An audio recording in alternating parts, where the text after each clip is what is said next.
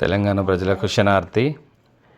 So తెలంగాణలో సమర్పించేటువంటి చలిబోనం విధానం ఏంటో ఇప్పుడు చూద్దాము. అమ్మవారికి మాఘ పూర్ణిమ కంటే ముందు చలిబోనాన్ని సమర్పించడం జరుగుతుంది. ఇలాంటి చలిబోనాన్ని ముందు రోజు రాత్రే ప్రిపేర్ చేయడం జరుగుతుంది. బోనంలో ఎలాంటి బెల్లం కానీ పాలు కానీ మిగతా వస్తువులు ఏవి కూడా ఇందులో యాడ్ చేయరు.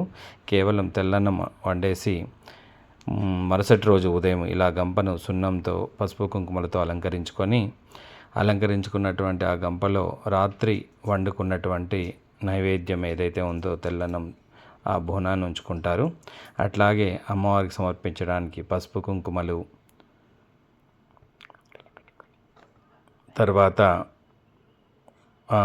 అట్లాగే పుట్నాలు బెల్లం కూడా అమ్మవారికి సమర్పించడానికి తీసుకోవడం జరుగుతుంది. తర్వాత ఆనియన్స్, అట్లాగే పెరుగు, ఇవన్నీ కలిపి అమ్మవారికి చలిబోనం సమర్పిస్తారు. దీన్నే చద్దన్నం అని కూడా చెప్పుకోవచ్చు మనము. ఎందుకంటే రానున్నది ఎండాకాలం కాబట్టి బయట ఉష్ణోగ్రతలు అట్లాగే శరీర ఉష్ణోగ్రతలు కూడా సమతుల్యంలో ఉండడానికి మనకు ఈ చద్దన్నం ఎంతో మేలు చేస్తుంది. మనకు తెలిసిన విషయమే, ఉల్లి చేసిన మేలు తల్లి చేదని కూడా చెప్తారు. సో అలాంటి నైవేద్యాన్ని ఆ తల్లికి సమర్పించి దాన్నే మనం ప్రసాదంగా స్వీకరించి రానున్న ఎండాకాలంలో అందరం కూడా ఇలాంటి చద్దన్నం చలిబోనాన్ని నిత్యంగా తీసుకున్నట్లయితే శరీర ఉష్ణోగ్రతల సమతుల్యంలో ఉంటాయనేది సశాస్త్రీయం. సో మన జానపద రీతుల్లో కూడా మనకి ఇదే చెప్పబడింది.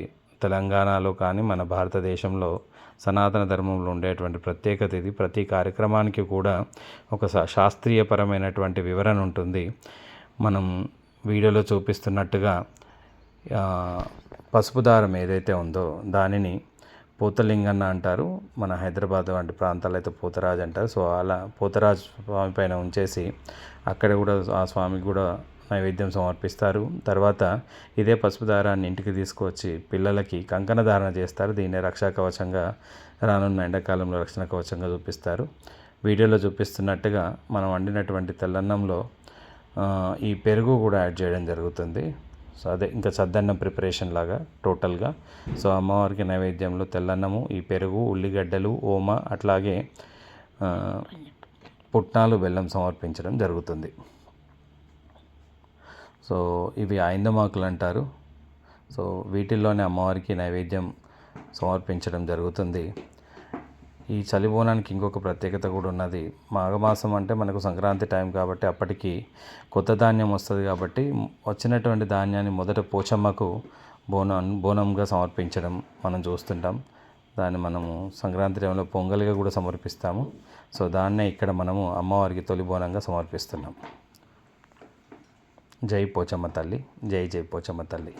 ఇలా ప్రిపేర్ చేసుకున్న తర్వాత ఇంటి నుంచి దగ్గరలో ఉన్నటువంటి పోచమ్మ దేవాలయానికి బయలుదేరడం జరిగింది.